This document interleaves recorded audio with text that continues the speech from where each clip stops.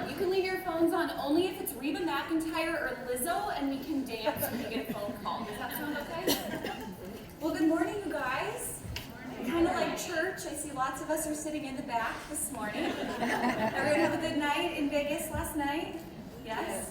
Time change always messes with me, I feel like, when I'm here.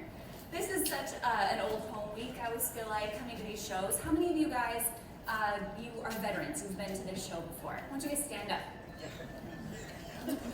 I don't want you to fall asleep this morning, so let's just get a workout in. Okay, good, we've got that. How many of you here, this is your very first time to this show? Why don't you guys stand up? Put you on the spot.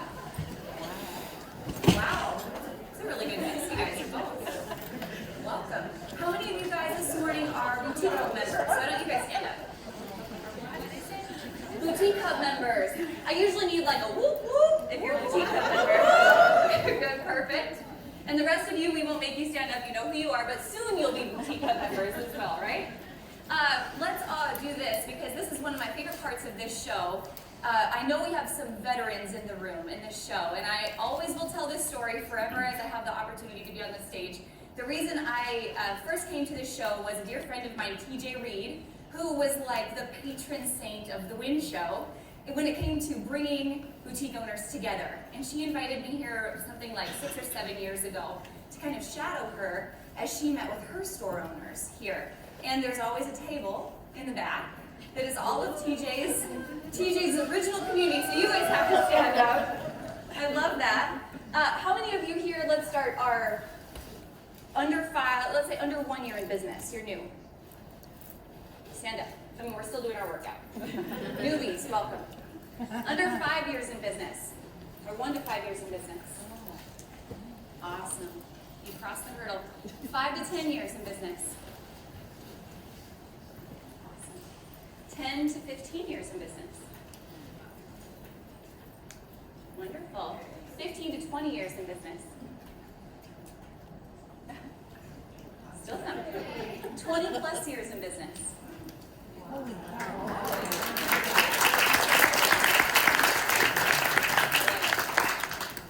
And the reason I illustrate that, in large part, I think what you guys at this table are such a great example of is they're the first examples of community over competition. This is really where I learned this motto, is from you guys. You guys do such a good job of always supporting each other and working together, and I think as a result of that, look at how many of you have been in business for over 20 years, 30 years, 40 years.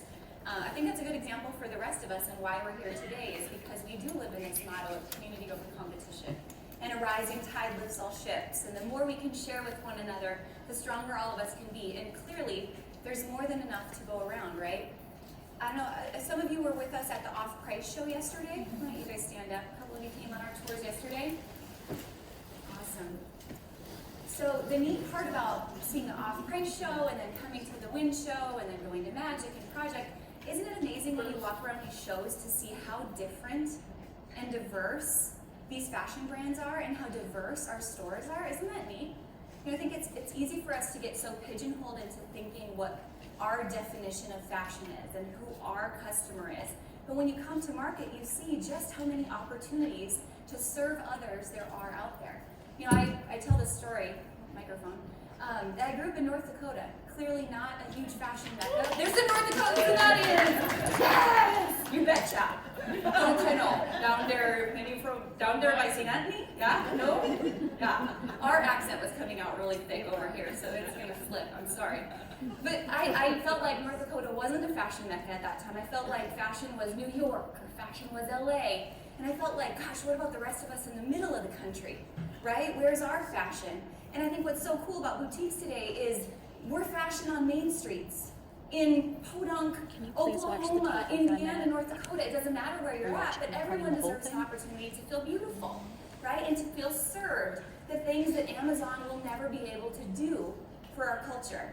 So such an opportunity that we have, and such an opportunity we have to work together in this industry, and again, to just diversify what we're offering for a product mix at all of these shows. So I just commend you guys for being here for this morning. A couple quick introductions this morning before I get started. I've got to first start with our Boutique Hub team. I always love it when you guys have an opportunity to just meet our entire team because they're my favorite people in the whole world. Let's start, I know some of them are on the outside. Is Ed in here? right here videoing. Ed Olvera, our Director of Wholesale, of course, down here. Beth Leahy is our Director of Operations. She's in the back. Out in the hallway, she's going to be dancing for you later. You're welcome. Meredith Palmetto is our style intern. She's here taking pictures. And Sarah Burks, if you guys are in retail boot camp, Sarah Burks flies in this afternoon. Her daughter's had a couple basketball games, so she'll be with us later. But we also wouldn't be here if it weren't for a couple of sponsors that help make these events possible for us. So I want to start first by introducing our friends at SEZZLE. How many of you guys are familiar with SEZZLE? A couple of you. So let's start, Jean-Luc, why don't you come on up here and introduce SEZZLE? And if you guys have any quick SEZZLE questions, this is the guy to ask. Yeah, sure. I mean, you're tall, but... Thank you, Ashley. Yeah, I think it's on. Should probably turn this on. Welcome, everybody. Thanks for having me. If you're wondering about the strange accent, I'm originally from Germany, not quite North Dakota. That's pretty close. It's close. But I did marry a farmer's daughter from North Dakota, so that should be brownie points, right? Okay. Do we have slides or just... Nope, no slides. That's okay. You're off the cuff.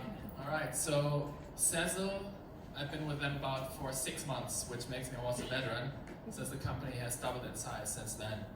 And this whole space, which we typically refer to as buy now, pay later, is just completely blowing up. In essence, we allow shoppers to split purchases into interest-free installments. And one of the main reasons why SEZZLE has been so successful is really our partnership with Boutique Hub. I think our co-founders met Ashley 1.5 years ago, is that about right? Yeah, at Magic. At Magic? Yeah. And since then, so many Boutique Hub members have joined SEZZLE because they see value in offering the service to their customers, and then it's really helped SEZZLE gain traction early on, get off the ground, and become a larger company. So thank you to Ashley and her team. We threw some stats up here. These are actually slightly outdated already. We now have roughly 1 million active shoppers. We grew 470% year over year last year. And the large majority of our 10,000 plus merchants are smaller and medium-sized companies like yours and really many boutiques. That's really our bread and butter. Oh, I can't push this.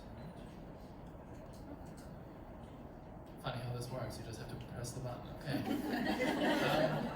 So in essence, this is how SEZZLE works. Let's say you buy a jacket for $100.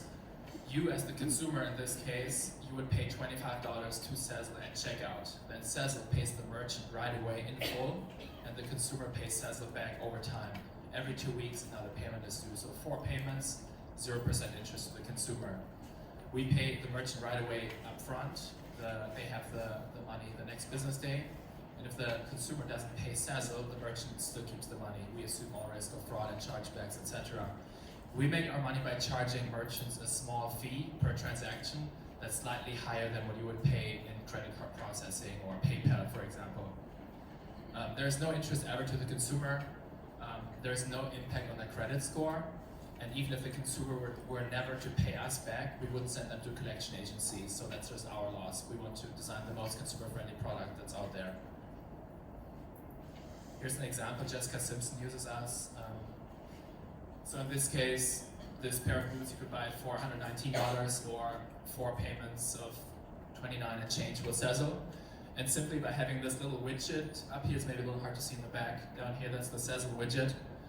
Simply by having that on the product page, you see much higher cart insertion rates, higher conversion rates, and lower cart abandonment, which of course is a big issue if you have an online boutique.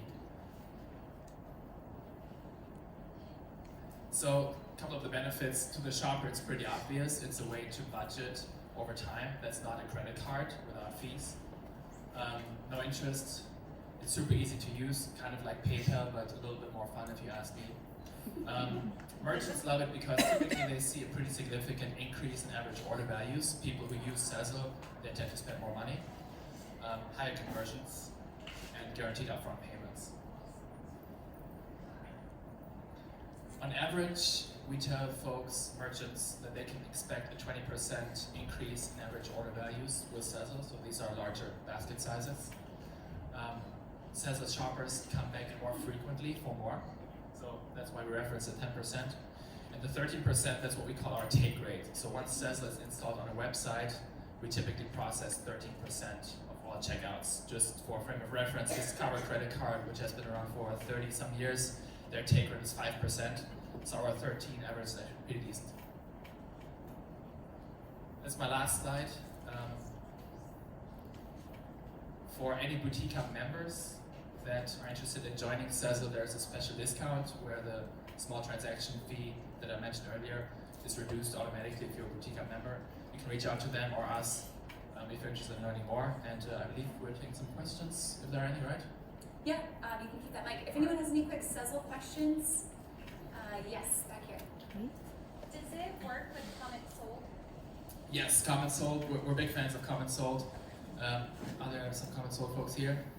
Yeah, they're a great partner of ours. We love them and works well together. So at checkout, if they're checking out on CommentSold, it will give them that option if we offer it. Is that how it works? Yeah. Okay. So as soon as they add products to their cart, so if you just look at it, it's not going to show SEZZLE at the bottom until they add a cart or an item that's all. Okay. Cool. Awesome. Did you have a question, Emily? I was just gonna ask, like, for a customer that, like, getting products all the time, once they access this and they check out and they do this, how do they pay their 4 payments before they're able to use that again to buy more products? Great question. No. So we give consumers pretty much a credit limit. For a first-time SEZZLE user, we quickly assess their ability to pay us back. And based on their credit profile, there's no impact, right? But we look at the credit profile. We give them a certain, credit limit. Let's say $500 for a first time. And if their first purchase with SEZZLE was less than that, they can keep making SEZZLE purchases. Yes? Hi, is SEZZLE available to be used in stores? And also a second question, I am with currently a different company, I won't name. However, does SEZZLE give you, the company, as well as the consumer access, like is there a 1-800 number that we can call directly? Yeah, we actually have an even better number. We have a 651 number, which is local Minneapolis. So our entire shopper and merchant support teams, 2 dedicated teams, are based in Minneapolis. So if you have any issues, you can actually just call Minneapolis, and the local person that speaks better English than I do will pick up the phone. About the in-store question, also another great question. We're currently piloting with Target, and they have asked us to develop an in-store point-of-sale solution for them. It's pretty much ready, but we're going to first roll it out with Target soon, and after that it will become available for everybody. Very cool. Another question? What's the average age of the person that's ordering? Great question. So the average age currently, I would say about 2/3 of SEZZLE shoppers are under the age of 35. 2/3, so 1/3 above 35. And our current consumers also skew lower on the credit score and income spectrum. So roughly half of SEZZLE users earn less than $50,000 a year, and almost 15% of our shoppers don't have a credit history at all. Okay, You have another question? yeah, I'm really new at this, so the way you're explaining it is you're saying a boutique owner can put their product on there? I mean, I'm trying to get Yes, so let's say you have an online store on Shopify. Most of our merchants are on Shopify, but we have integrations with all major e-commerce platforms. Okay. So that's your store. On Shopify, there's a section that's called Alternative Payment Methods. And there it's as easy as selecting SEZZLE from a drop-down menu. And as soon as you click the button, SEZZLE will be on your site. And then if a shopper puts something in their cart, they go to the checkout page, they will see all payment methods. For example, pay with credit card, pay with PayPal, or pay with SEZZLE. It would look and feel just the same way as PayPal, for example. Okay, so this is a payment method, not a way to get goods. Correct, yes. We only facilitate the payment. One more question? What do you do about returns? Yeah, so we just lean on the merchant. We just follow whatever the merchant's return policy is. Does that answer the question? Perfect. If you guys have any more, one last question, and then if you guys, we'll go to you, and then if anyone else has questions, Jean-Luc will be here all morning, and you're going to be at our cocktail party tomorrow. Actually, can I quickly point out my 2 colleagues, Lauren Anderson and Josh? Maybe you can quickly stand up. So Lauren and Josh will be here all day and all day tomorrow. I'll be here just today. Perfect. One last question. So what are the fees? How much will it cost? Yeah, so our typical fee, if somebody just goes to SEZZLE.com as a merchant and signs up, our fee is 6%. That includes the roughly 3% you would pay for credit card or PayPal processing. So on average, 3-ish% higher. But for Boutique Up members, I believe it's 5.5%. And if the merchant wants to sign a contract with us for a year, then it goes down to 5%. But that's optional, they don't have to sign a contract with us. And immediate payouts. And immediate payouts, yes, thank you. Yep. Perfect. The interesting thing is, like you said, the increase in average order values. I think we've seen that a lot across our members, that have reported higher average order values when they use SEZZLE. And the other thing I thought was really interesting, and I haven't even got to talk to you about this yet, but I was meeting with a Brazilian company the other day, and I was looking at their site, and they had, up to 10 payments and like all of these other solutions. This is something that's been around the rest of the world for quite a long time, but is relatively new in the United States, which we usually think of ourselves as the leaders in the United States, but really we're kind of behind the 8 ball on this. Yeah, it's a good point. Our founders, they didn't invent this product. It has been around for quite a while. There's much more penetration in South America, also in Australia, even in Europe. So we're roughly 5 years behind in this trend, I would say. About your AOV comment, we did 2 case studies with Boutique Up members that use SEZZLE. I don't know if they're well-known boutiques, Prep Obsessed and Deep South Pout. They're pretty large, 7-digit in revenues. And I think Prep Obsessed has a 55% AOV lift with SEZZLE, so larger baskets, 55%. And what was the other one? Deep South, I think, in the 30% range, so both really good numbers. Awesome. Perfect. Well, you guys, can you please help me and say thank you to the team at SEZZLE?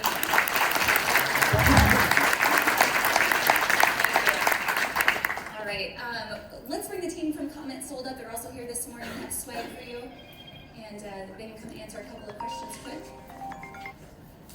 One thing, our team, because we're in Wisconsin, or several of our team are in Wisconsin, we came over to Minneapolis to tour the SEZZLE headquarters, which kind of looks like Google headquarters. There's like a swing and putt golf, all these things. But the stat that I thought was so interesting was that of the millennial population, they fear credit card debt more often than death. Is that shocking to anybody? It's shocking to me. And so we've asked people that are members of our team, hey, do you have a credit card? And most often the answer is no. They rely on debit cards because they survived what happened in 2008, 2009. They saw their families in distress, and so now they're looking for alternative payment solutions. Really fascinating stuff. Carolyn. Good morning. We're here with CommentSold. I'm Carolyn. I'm Sierra. And we are here to tell you about the best social commerce platform that's out there right now. I'd like to learn how to work this. Eat the mic, we can hear you better. Can you hear me? Yes. Can you hear me better now? All right. So we are a real-time interactive social commerce platform. What that means is that you can sell online, but specifically in Facebook and on Instagram. And so instead of sending somebody over to a website to go check out, you're able to capture their attention right there on social media and get them to check out much faster. So you're getting money a lot quicker. And we do that in several different ways, all different types of content. And how many in here are already using CommentSold? You can scream for that. We have a lot of people in the family, it looks like, in the front, and we have a big crew back here. So we're excited to see that. So welcome back.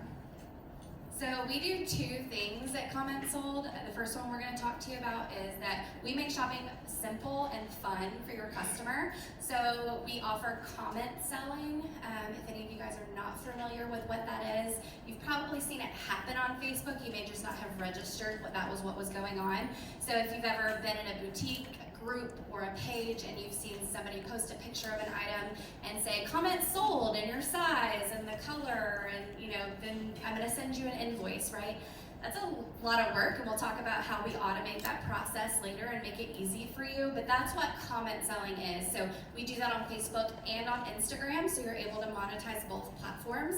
And then live selling. So how many of you guys in here do Facebook live sales?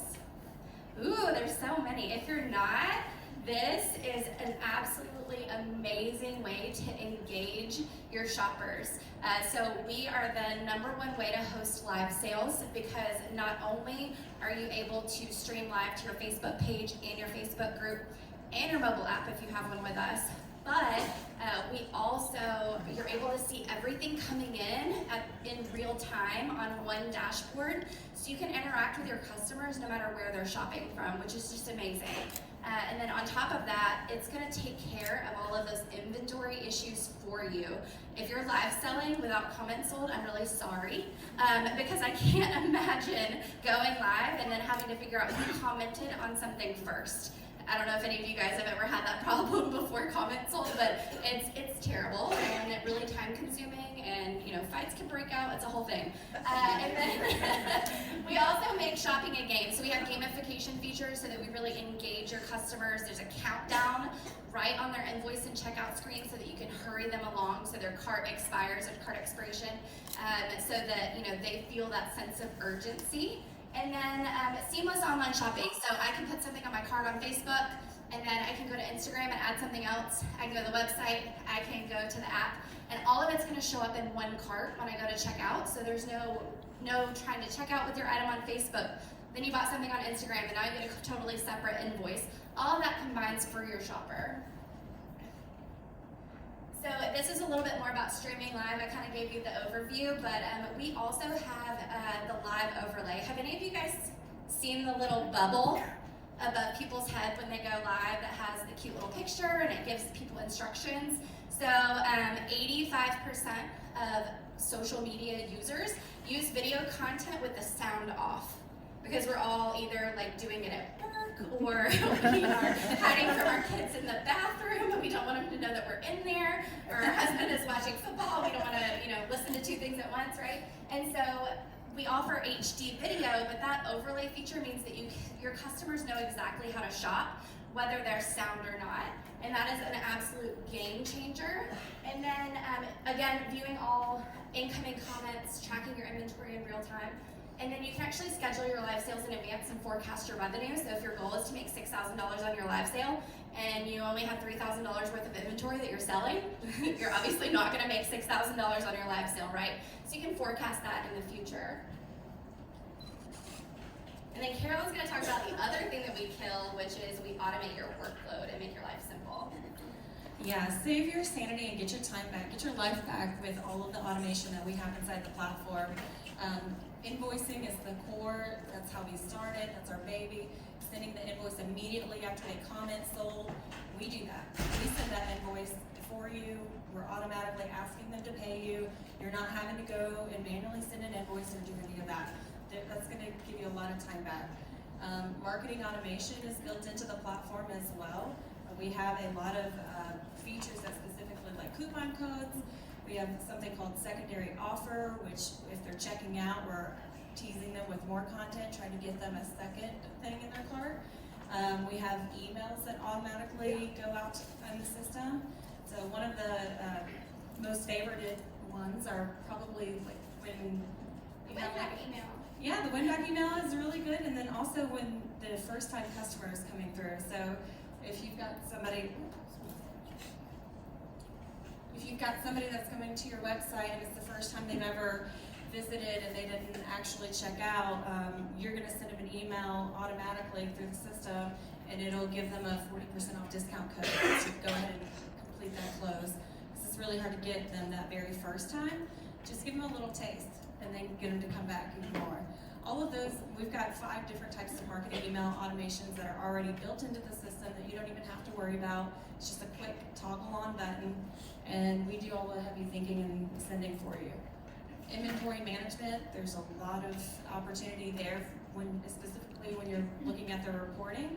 You can see who your best brands are, you can see what are the best sizes, you can see all of the different types of, the return is another big one. So you're getting all of the information in one dashboard on the back end, so yes, we do make it simple and fun, but on the back end, we're also automating and trying to make your business operations smart, and so you're making intelligent decisions there.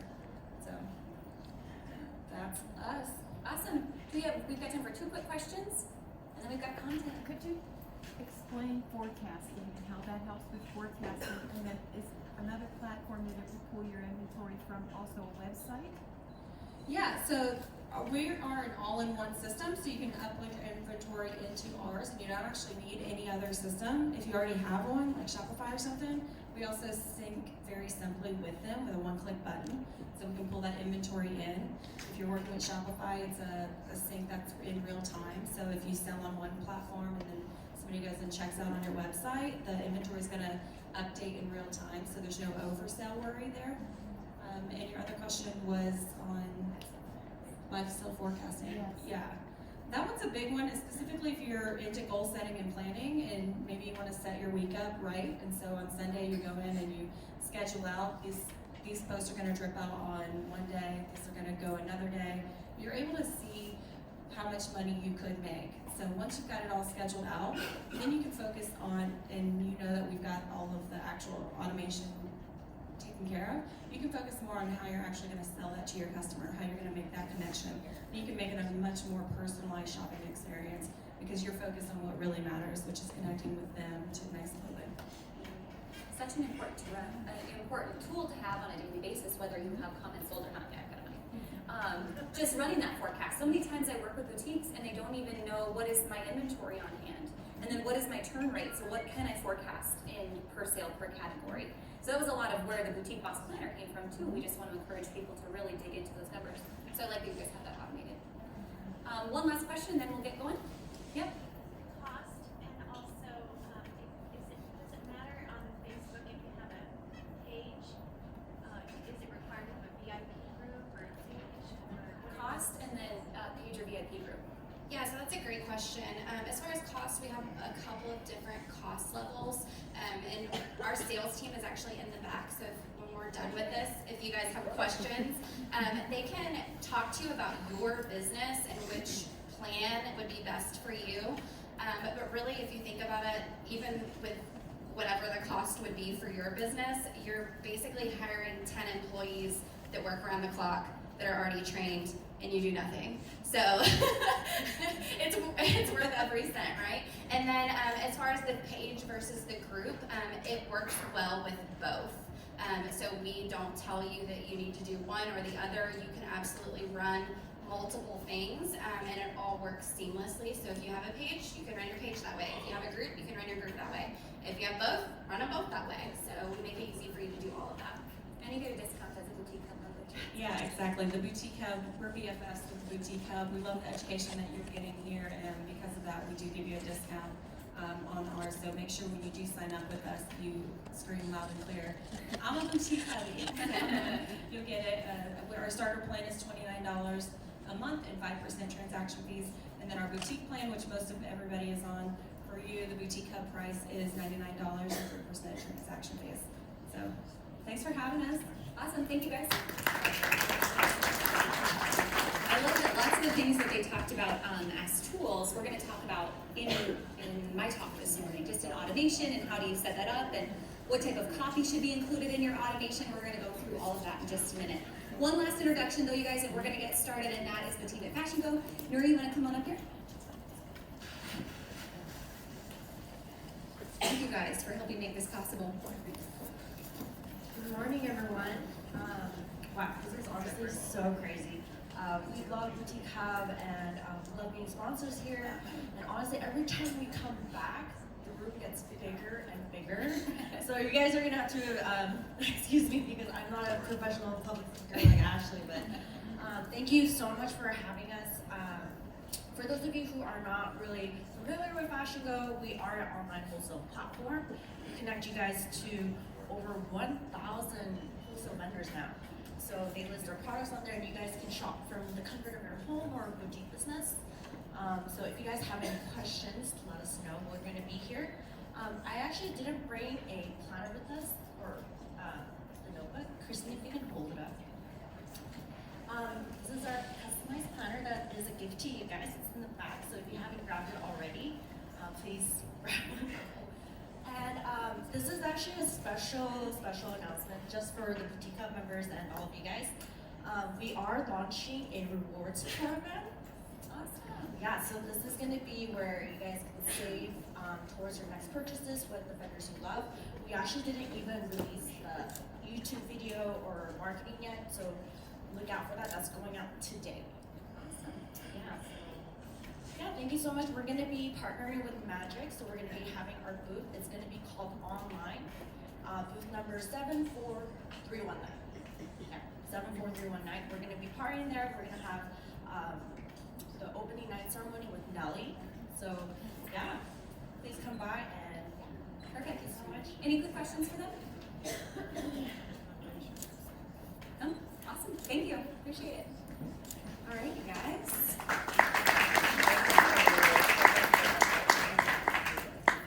Not to squeak up thing. All right, we're good. All right, you guys. So here's how I want to roll from here on out. I love really easygoing, go with the flow, answer your questions as we go, workshop style talks, if that's good with you guys. So if I'm talking about something or sharing a thought, idea, if you guys have questions, I encourage you to raise your hand as we go. I don't want you to have to sit and wait till the end. I want to make this interactive and get you guys as much value as I possibly can this morning. And if you prefer to wait until after and ask me a personal question or talk to our team, we can definitely do that too. I know we have all different types of businesses in the room, from new to very experienced to online to brick and mortar and not so much online. So I'm going to try to tailor this to all of you, but again, ask your specific questions as we go. So what I really want to hit on today is, there's so much changing in social media and in marketing strategy and in business strategy in 2020. And I just did a podcast about this here last week about 20 trends that we see coming in 2020. And I really wanted to narrow this down today to 4 main strategies that I really want you guys to hone in on in the coming year. That I really think are the ones that will move the needle forward for you in the coming year. And I want to start with this first one, which seems as basic as it possibly can be, but you guys, I underestimate how many boutiques don't do this. How many boutiques don't always exactly know their customer, or they think they knew their customer, but really their customer has changed.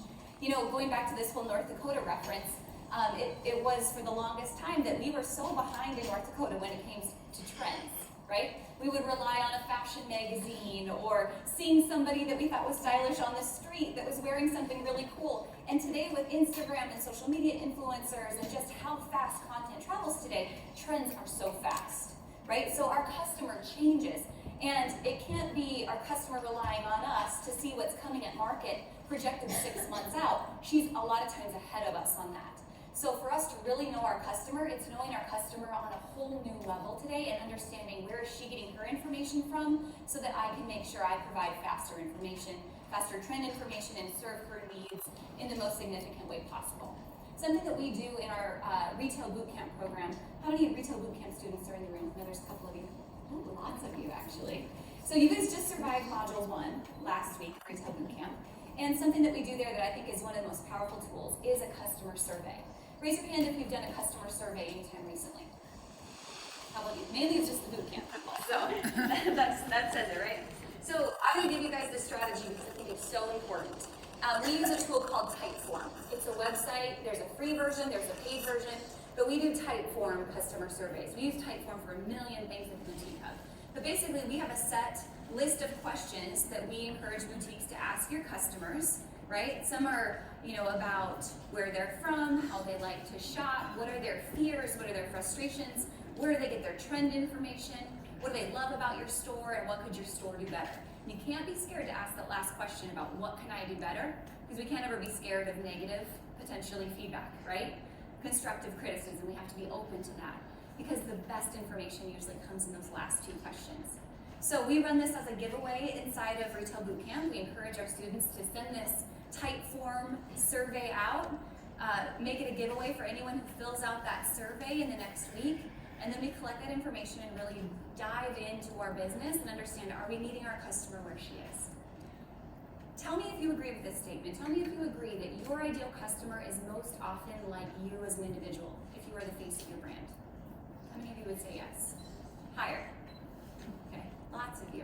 How many of you feel like your customer is totally different than you as an individual? just a couple of you. Would you say, if she's totally different, would you say your business has opportunity to improve and be better? Definitely, right? So a lot of times, especially today when our customers are just bombarded with opportunities and options to shop, really she's looking for someone that she feels like she can relate to, right? We all want to do business with people that we know, we like, and we trust, and with people we feel like really understand us as individuals. Mary Kay Ash always said, we should always visualize an individual as someone that has a sign around their neck that says, make me feel important. Make me feel important, and that's what our customers really want. So when we get that information about where's my customer shopping, where's she getting her trend information, and if that's Instagram or Pinterest or wherever, now we know, man, I need to have a stronger presence in that area, wherever my customer's at. What are her fears and frustrations? A lot of times it's fit, right? And so how do I mitigate that fear or frustration is always the next question. If she's worried about how something fits, then am I doing my best job doing fit videos and try-on sessions or having models with different body types than you as an individual? If you're wanting to sell to more curvy customers, do you have a curvy model? Right? It's a pretty legitimate question today because women want to feel like, again, they're shopping with someone that they know, like, and trust. So know your customer and then know who is the authentic leader of your brand, right? Who's showing up as the face of your company, and is that the person that's the best fit for that customer? Does that make that customer really feel connected to you as a brand? If we can get past that very basic step one of the process and twice a year run that customer survey, now we can really start to hone in on what is the content that's actually going to engage with that customer all year long. If we think about price today, how many of you would say that price is a factor when it comes to your customer converting to a sale, right? Price is always a factor. I always give this analogy that price is the place where the perceived value of the product or the perceived value of the experience outweighs the perceived pain of letting that hard-earned money go out of our hands, right? So when it comes to price, we have to find what is that equilibrium. Where can I tip the scales and make the value outweigh the pain? So that's where branding comes in. If you think about the difference between a Walmart and a Nordstrom's, right? Think about the difference in that branding. And at Nordstrom's, we have quality and experience and this brand esteem, all of these things that really increase this idea of value. And at Walmart, it's quite the opposite, right? It's a value-based company. So if we look back and go, okay, what's the photo quality of what I'm posting on social media? Right? How am I speaking to my customers? What's the customer experience? Have I trained my staff to give the best customer experience? What's my return policy? Am I strict and by the book on that return policy? And by gosh, if it's past 14 days, you're just out of luck, right? Which I see that sometimes in our boutique world. Or am I more lenient and saying, you know what, you're an important customer to me and I'm gonna give you the Nordstrom level experience and I'm gonna make a more lenient return policy because I wanna keep you as a customer for life. It's just a simple shift in a mindset that we often don't think about. We think about inventory and almost stepping over a dollar to pick up a dime at the end of the day.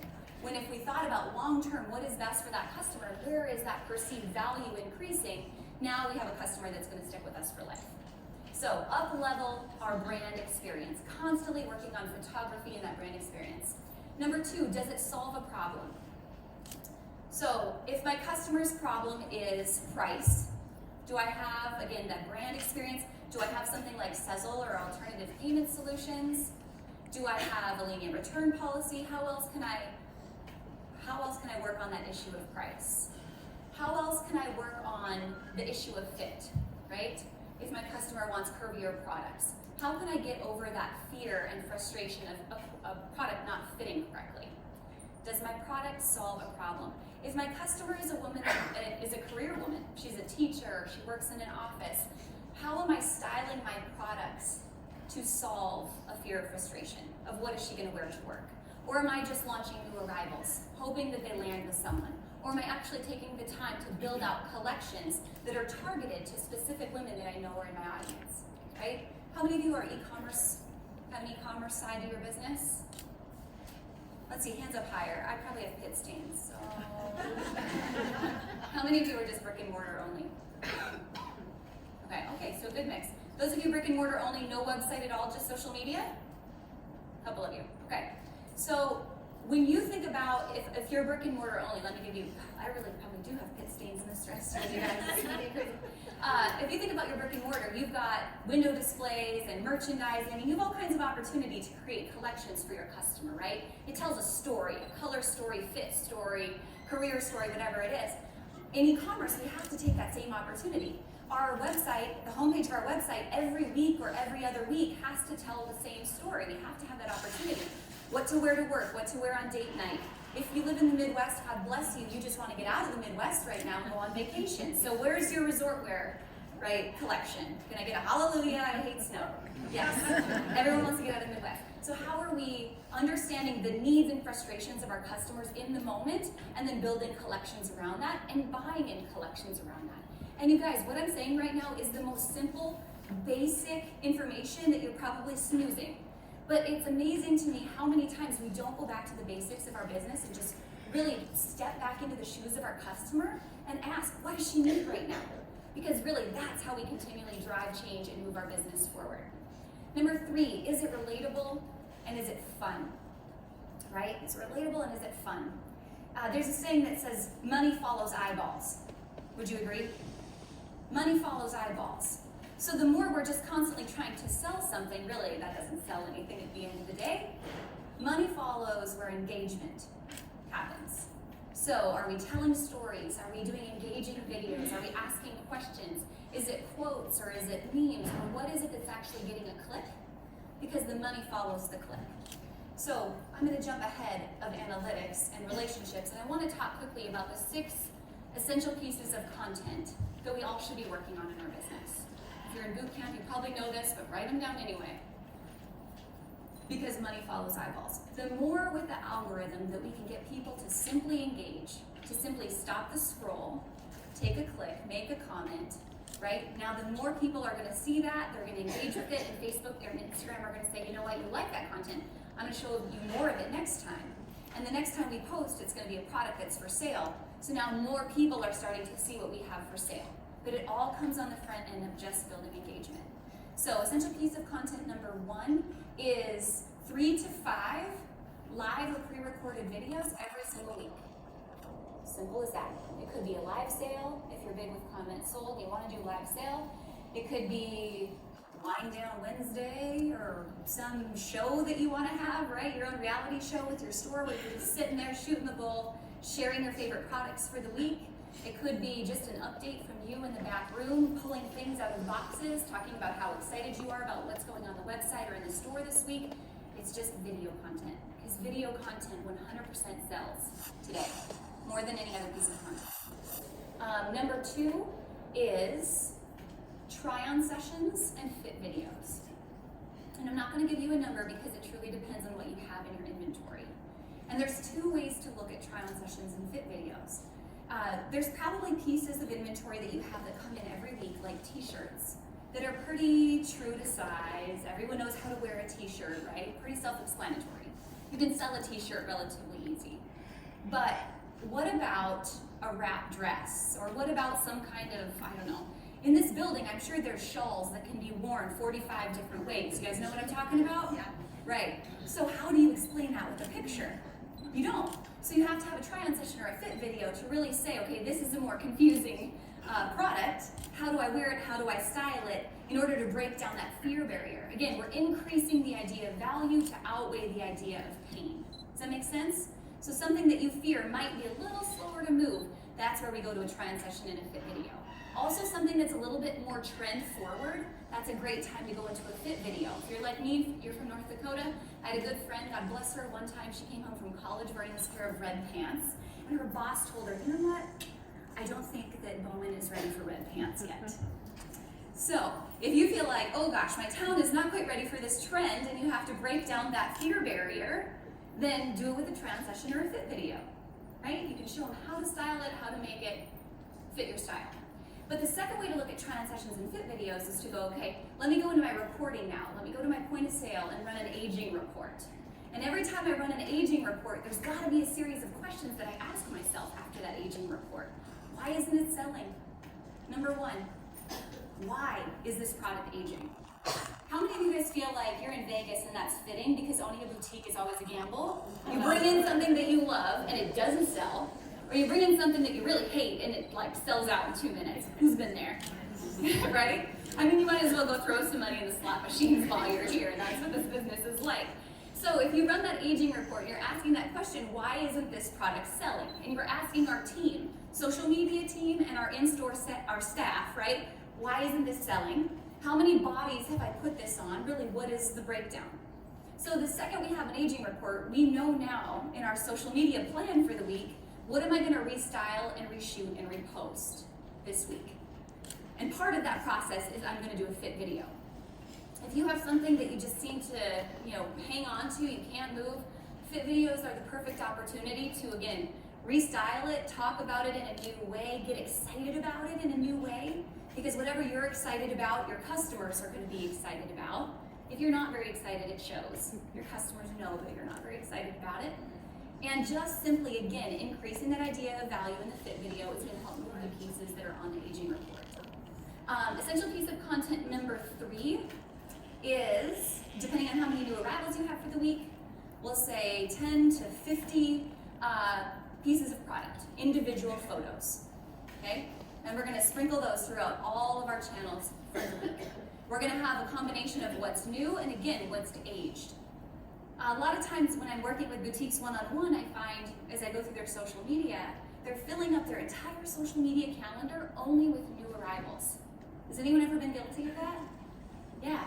And then you're like, crap, I have all these things on my website, or I've got all these things in the store that are just sitting here. And I'm like, well, when's the last time you posted them on social media? And they're like, well, I haven't for a while, right? Because we get so engulfed in what's new, we're always on to the next thing.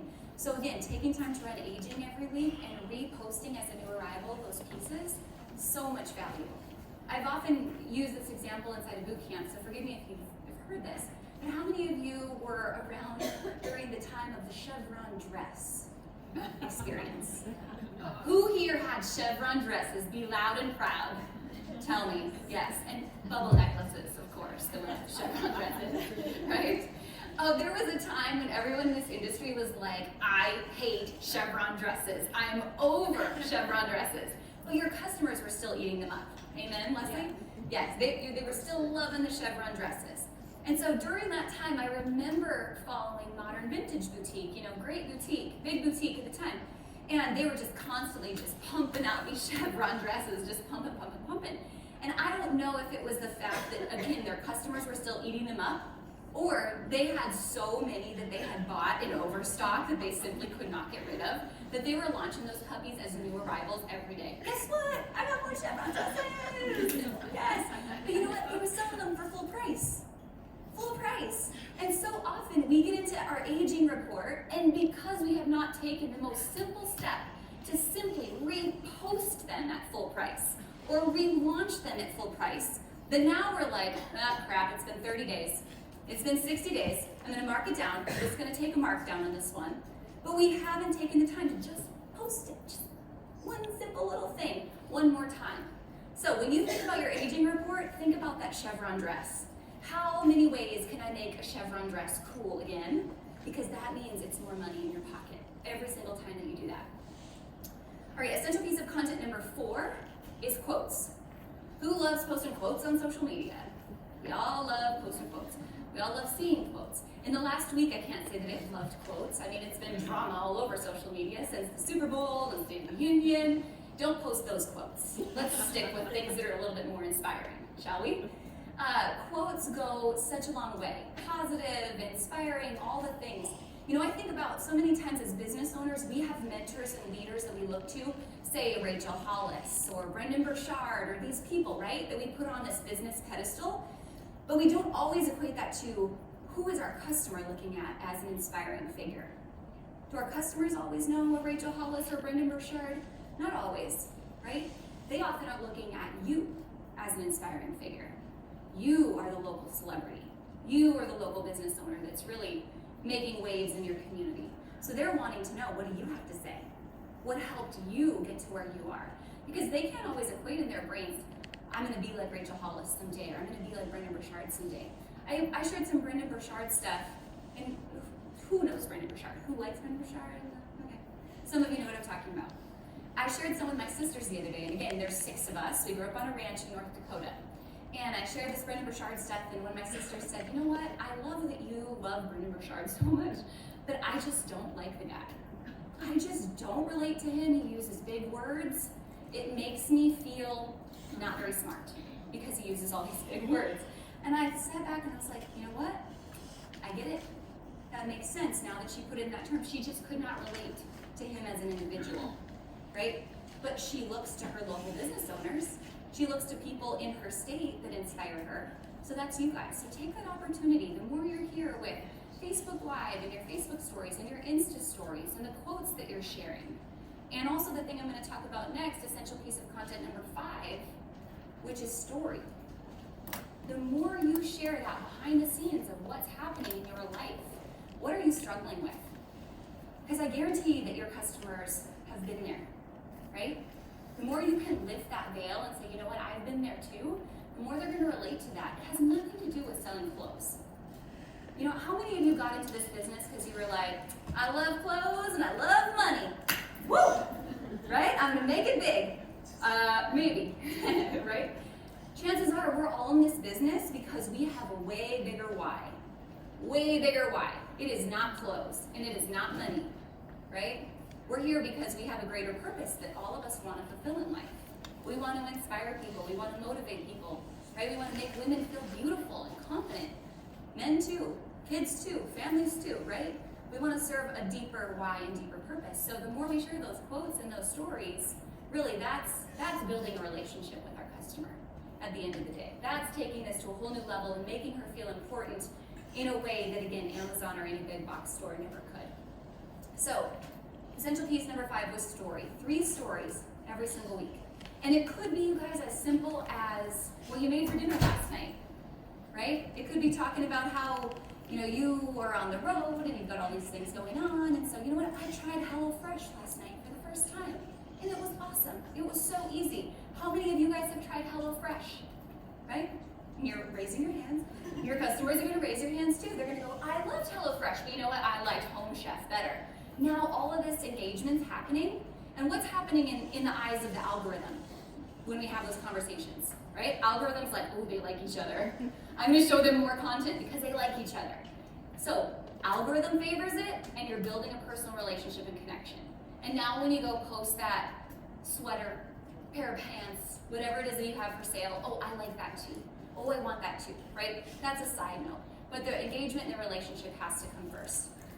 The last piece of content in the 6 essential pieces of content is collection. So going back to how do I serve the needs of my customer today? What does my customer really need today? That's looking at our inventory that's available and also looking at what we're ordering this week and saying, how does this fit into a story and into a collection? Is it Valentine's Day date night outfits? Is it Galentine's Day date night outfits? Totally different type of outfit, by the way, right? What does my customer need right now? Collections. All right, this is where I really like to nerd out, so prepare your hearts. I am such a huge fan of working smarter and not harder. And someone give me an amen or a preach when I tell you that on social media, you do not own your customer's contact information. Preach, preach, preach. You own email addresses. You own Facebook Messenger bot lists. You own text message lists. You own lists. You do not own social media. So we have to be focused on what happens if Facebook goes dark. What happens if Instagram goes dark? What happens if all of these tools that I love to use today don't exist tomorrow? How would I get in contact with my customer?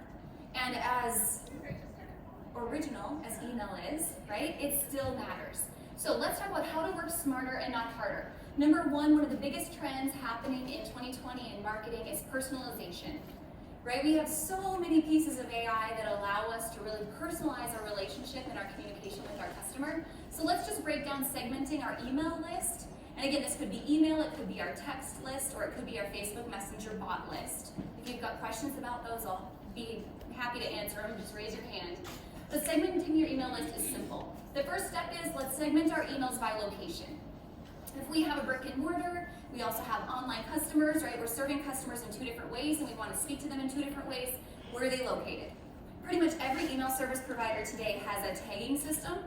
I don't know what you guys are all on, maybe MailChimp, maybe Klaviyo, maybe OmniSend, or on a program called ActiveCampaign. But the tagging system allows you to tag your customers. So they're on a list, but then they also have tags assigned. And then when you go to send emails or automation, you can say, okay, if they have this tag, but not this tag, now I'm gonna send them this segment, an email. Make sense? Raise your hand if you're with me. Or take a drink of your coffee, whatever it is, because I'm about to get really excited. Okay, so first one's location. So we have local tags. So we know if we're gonna have a warehouse sale locally, we're gonna have an in-store event locally, we're gonna speak to them one way. If they're online, they're nationwide, now we're gonna have a Facebook event, or we're gonna have an online promotion, we're gonna speak to them different. Makes sense, pretty simple. Second segmentation set is by brand.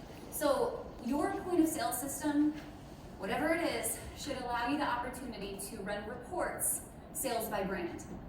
So if you are a boutique that's carrying well-known brands, like a lot of them that you see here, let's say Tribal, right? Tribal would be a great brand that you see here, right? Tribal's here, someone tell me yes, Tribal is in the building, okay. A little higher price point brand, and your customers love Tribal. So now you know if you have Tribal customers, they're tagged that way, and when you get a restock in, now you can email that list of Tribal customers and say, guess what? All the latest Tribal just came in, and here's a sneak peek. And then here's the collection that I put on the website. Or here's a picture of how it's merchandised in the store, if you're trying to drive in-store traffic. This is a great way to really sell out of things a lot quicker because we're speaking to the customer in a much more personalized way. So by brand. Buyer type is another one. I know that you guys have VIP customers, right? You have your best customers that you're gonna speak to in a different way. You're gonna run a report over my top 100 customers this quarter, and you're gonna send them a coupon code or a gift or something to make them feel important. But we all have VIP customers, but who here has Discount Debbie? Yes, discount. And sometimes you're like, okay, Discount Debbie, like I'm over it, please stop coming into my store. But we all need Discount Debbie, right? Because we all have onesies and twosies that are left, and God bless her, but she loves to get things on sale. So if we're gonna make her feel special, feel important, feel unique, we're gonna start segmenting by our Discount Debbies. And I know you can run that report in your point of sale. You know, who is the woman that only buys when something goes on sale? And that way, I know we're all trying to avoid blanket sales. We don't wanna get the reputation that we're always running a sale, because we're training our customers to always buy on sale. So we do not want to send that email to everyone on our list. We only want to segment the Discount Debbies and make them feel like they got value, but we are not deteriorating our brand value at the same time. Amen, if you're with me? Okay, say it with me. I love Discount Debbie.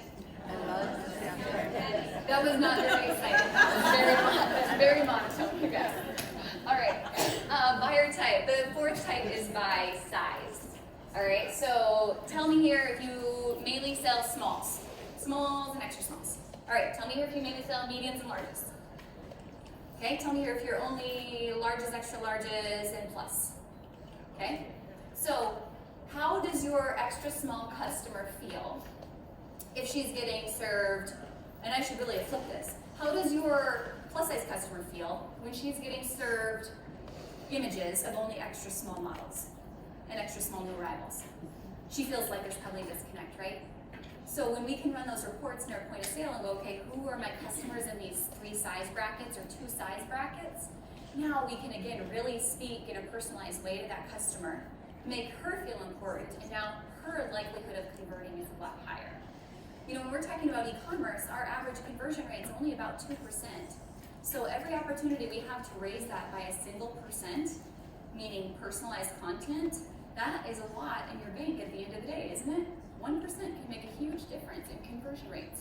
So running this report by size and speaking to that customer, easy way to go.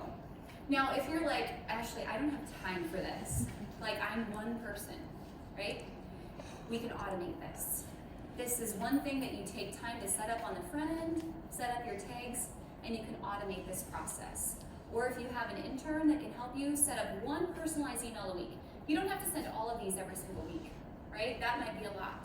But if you can send one regular email newsletter, maybe you're sending 1 to 3, who's with me, about 1 to 3 emails you send a week to customers? Most of you probably. And we add in just one personalized email a week. Think about the lift then we get in our rate of return from email marketing. And again, I'm saying email marketing, but when it comes to Facebook Messenger bots, who has a Facebook Messenger list? Anybody?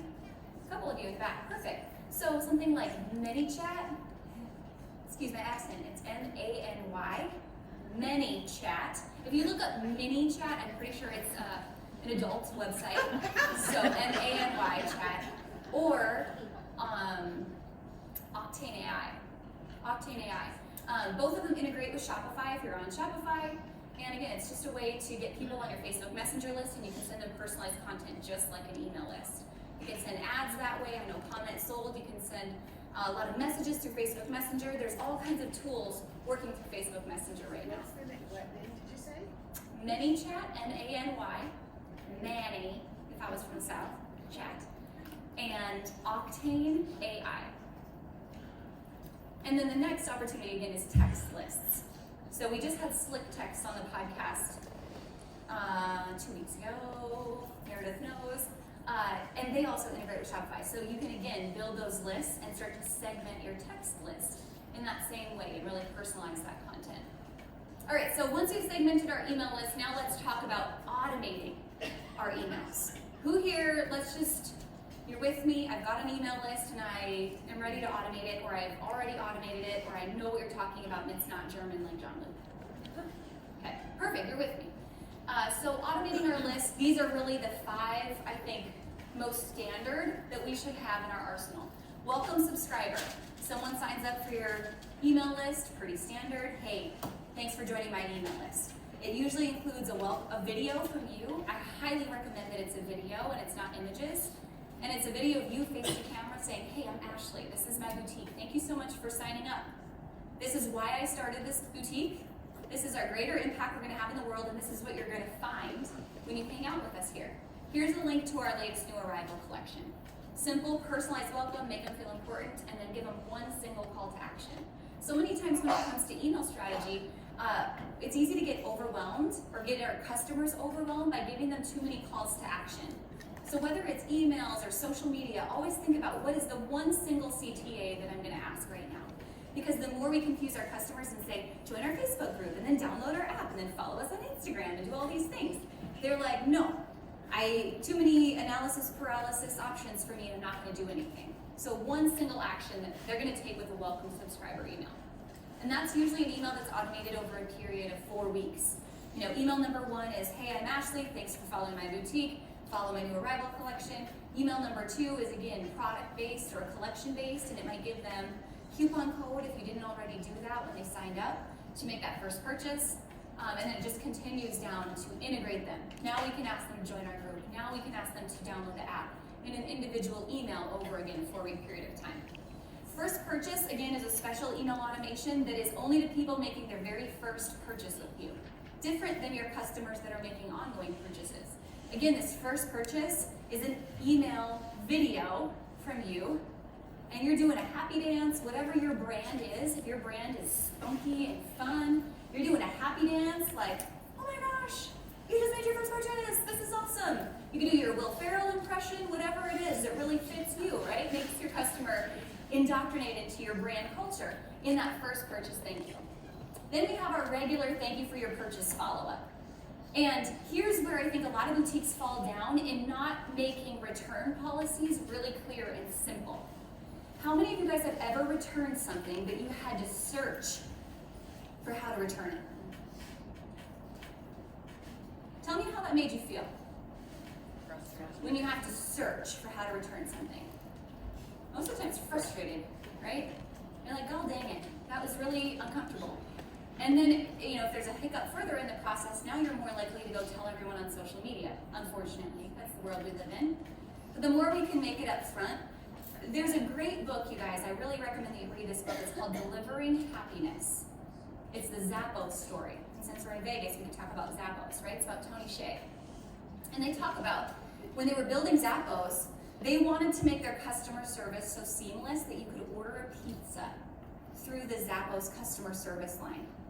How crazy is that? They literally had a secret shopper order a pizza through their customer service line. They would bend over backwards. So, and Ed can tell you this story better than anyone because he's been in the shoe business, but at that time everyone said, you can't sell shoes on the internet. That's a crazy idea. Nobody thought you could sell shoes on the internet. Because where do we have the most fear of fit, right? A lot of times it's shoes. But when they opened up their return policy, the returns actually went down because they eliminated that fear and that frustration. So that is a huge trend we're seeing right now, is eliminating or loosening the return policy. And so putting those in that thank you for your purchase email or talking about that customer experience and that journey with you is a really great strategy. All right, post-event thank yous. How many of you guys do pop-up events or vendor shows? Okay, most of you, right? All right, I come from the Western world, so let me give you an example. How many people even know what rodeo is? Oh, good, lots of you. Okay, so the Super Bowl of our sport is called the NFR. It takes place in Vegas for 10 days in December. And it's one of the largest vendor events that's in Las Vegas. I mean, just like you're at all these different hotels here during Market Week, the NFR is the same way, right? Downtown, Mandalay Bay, the convention center, actually here was a huge show all over town. So there's thousands of vendors, lots of boutiques. So 2 years ago when I was here, and we're here every year, but 2 years ago I was like, I'm gonna run this experiment. I'm gonna shop at as many boutiques as I can. I mean, because I told my husband it was an experiment, and that sounded logical. It was actually quite selfish. So I shopped at all these boutiques, and then I was like, gosh, I wonder how many boutiques are actually gonna follow up with me after this event. Do you know how many boutiques followed up with me after that event? I shopped with a lot of boutiques. Two. And they really weren't very specific. It was just like, hi, welcome to my list. It was a bit of a more generalized welcoming out. The point I want to make is, when you're shopping hundreds of vendors, or you're at a vendor event and you've got kids with you, God forbid, and you're just trying to keep them alive, like on a leash, you don't know who you were shopping with, right? Your customers are often running 10 different places and they don't remember what your boutique's name was. So how do we expect them to get home and shop with you after the vendor event? We have to really make a specific call to action to get them to convert to be our online shopper or to come visit us in store. So every opportunity we have to build our email list, running a giveaway with an iPad or asking every single customer at checkout for their email or for their phone number or whatever that piece of information is, and then making a targeted effort the moment that we get home to say, hey, thank you so much for stopping by my booth at the NFR. It was awesome to meet you. I hope that you join in behind the scenes with our brand and join our Facebook group. I'd love to stay in touch with you. You're gonna see tons of our new arrivals in the Facebook group. Or, hey, it was great to see you at this event. I don't know, I hope you loved your purchase, but for your next purchase, here's a 5-10% off, free shipping, whatever you wanna do, coupon to shop with us again. We'd love to continue this relationship with you. Now think about how apt you are to stay in touch with that business and continue to shop with them over the period of time. So many times we look at vendor events as a hard ROI. Who's been there? Who's been guilty of saying, you know what, I'm just gonna look at how much I sold at that vendor event and that's how I determine if it's successful or not. On first glance, that's what most people do. But when we have an opportunity to set up at a vendor event, we have to consider a hard and a soft ROI. So the hard ROI was sales, but the soft ROI was how many did I get on my list? What was my brand exposure, right? So many other things to consider. How can I continue to have new customer acquisition strategy that maybe didn't convert in day one? Or maybe you're selling bundles, or maybe you're selling sale products, or something that's a quick turning product at a vendor event just to get someone to make a simple purchase with you so you can sell them a higher priced item later on. Make sense? All right, so post-event follow-up automations. And then finally, customer anniversaries. Pretty much every email program has this built in for you. It's just a couple clicks to get this set up, where when someone subscribes to your list or when someone makes their first purchase, you could set it up either way, that you're saying, hey, thanks for being my customer. It's been a year now since we've been in a relationship with one another. And if there's ever an opportunity, you guys, for you to ask your customers to share your brand with someone else, this is it. You say, hey, thanks for being my customer for the last year. And then in the second email, you say, hey, do you think you'd ever be willing to share my brand or my boutique with someone? If so, add them to my Facebook group here. Thanks for being a valued customer for so long. Really simple ask, but really a great way to make people feel special and important. All right, last one. Does anyone need to like stand up, sit down, take a drink of coffee, or are you gonna fall asleep yet? No? Okay, this is gonna be a little bit detailed. How many of you guys run retargeting ads in your business?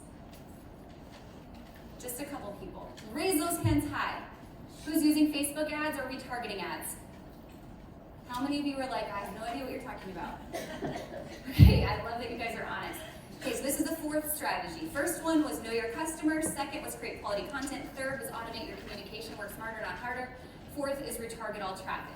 So if we think about, I'm gonna again say online, but I'll tell you brick and mortar numbers too. Average online conversion rate's about 2%, average brick and mortar conversion rate's about 30%.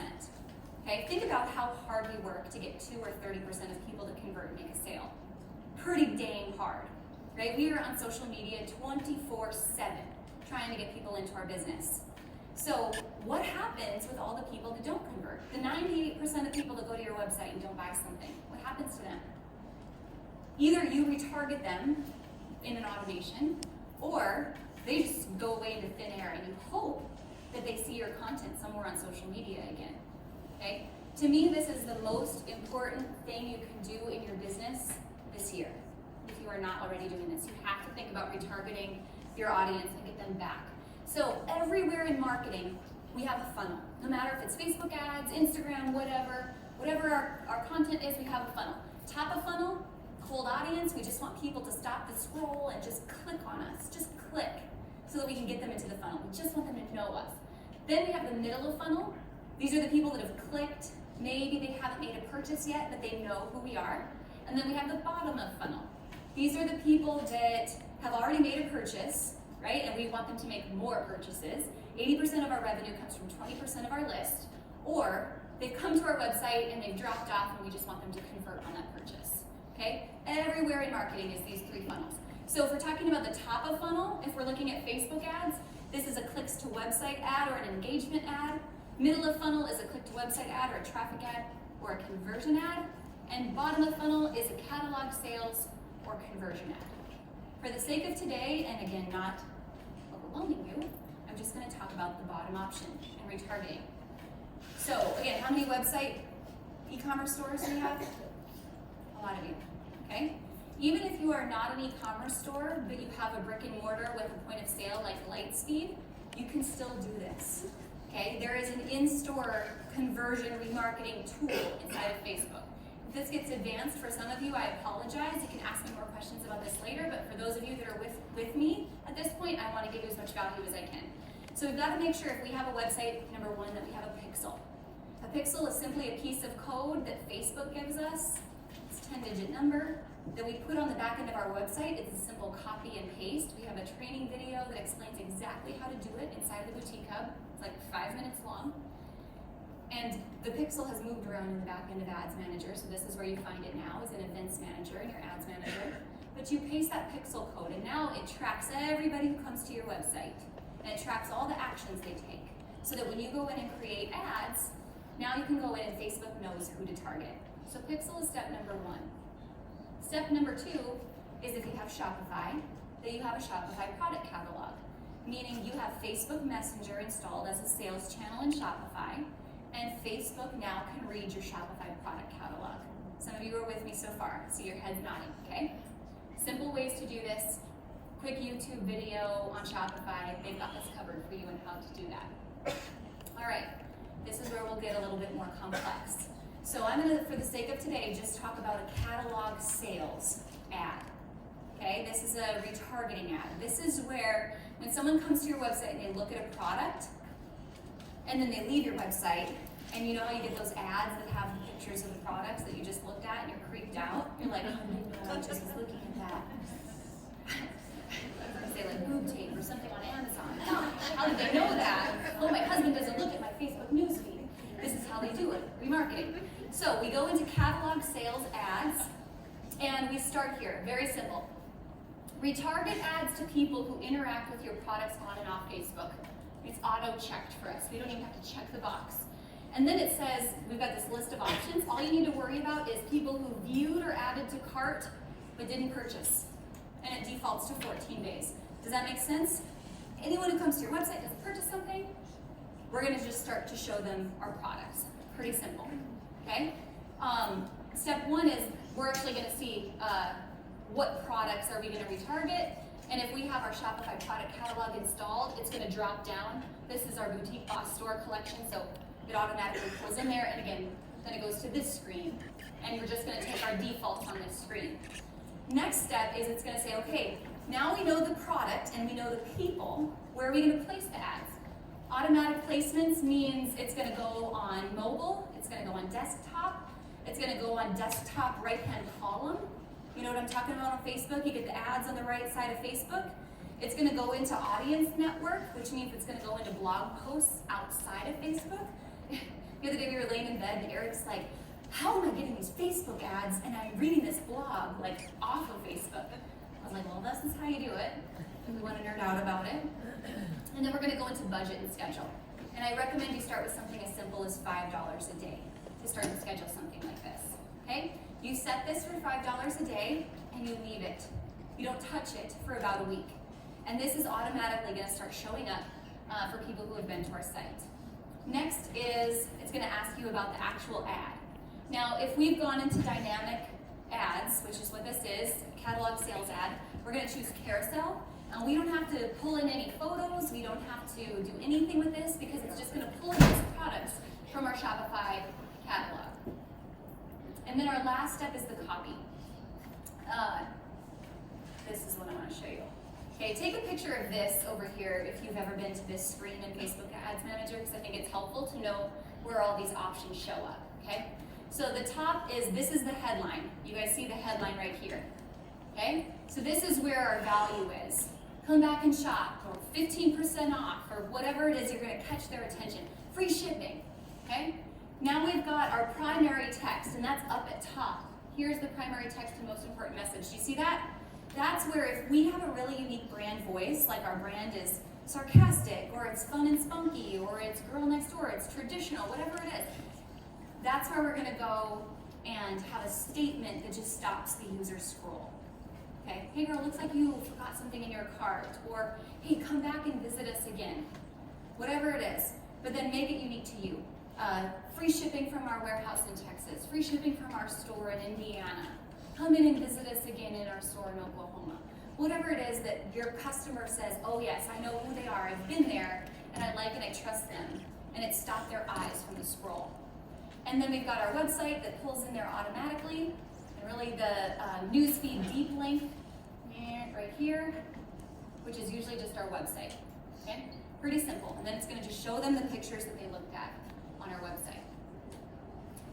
Does that make sense to everybody who's interested in retargeting? All right, so we set that ad, again, $5 a day, you set it and forget it, and you're often gonna get a 4 to an 8 time return, ROAS, running an ad like this. That's what you're gonna look for in your reporting, okay? So the amount of conversions you get, the amount of traffic you get divided by the number of sales that you get. Make sense?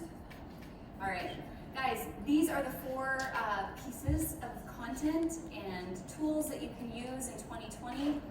If you guys have any questions, I'd be more than happy to answer them.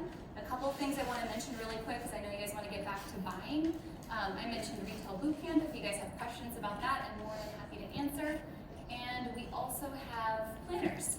I know some of you have been looking at Boutique Boss planners, and Beth and Ed have those in the hallway as well. There's also a code if you're interested in signing up for the Boutique Hub and you're not already a member. I believe it's MAGIC10. Beth will have to tell me in the back. She can give that to you if you're interested. Do you guys have any questions that I can answer today?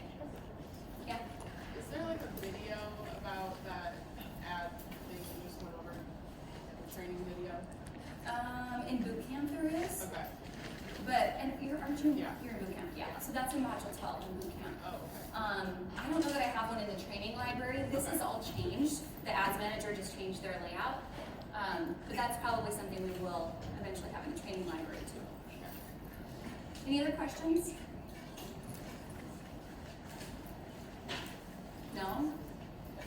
Do you feel like you got some value today? You learned something today? Okay. coming. Thank you to all of our partners, to SEZZLE, to FashionGo, to CommentSold. Please see them if you have any questions. Please see me if you have any questions. We have a cocktail party tomorrow at Magic, I believe 5:30, if I'm not mistaken. But we will be around and happy